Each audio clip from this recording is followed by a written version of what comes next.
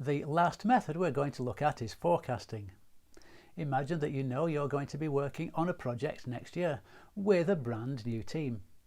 But your customer needs an estimated completion date now.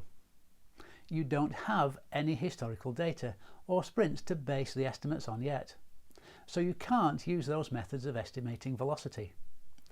How can you give the most accurate estimate possible to your customer? In this case, the best you can do is to forecast. To do this, you'll want to divide a selection of the user stories into individual tasks for a given sprint. Then you'll make estimations for the tasks and calculate the sprint capacity.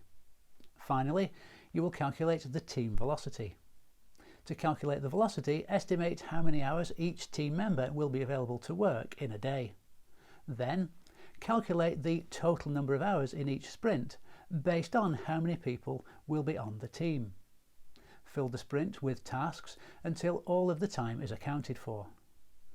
Based on the sprint capacity, you can create a range of values that represent the team's velocity. This method isn't the most accurate method available, however it is the best possible method to use if you need an approximate team velocity and don't have any previous data to base it on. Remember, estimating velocity facilitates the delivery of value.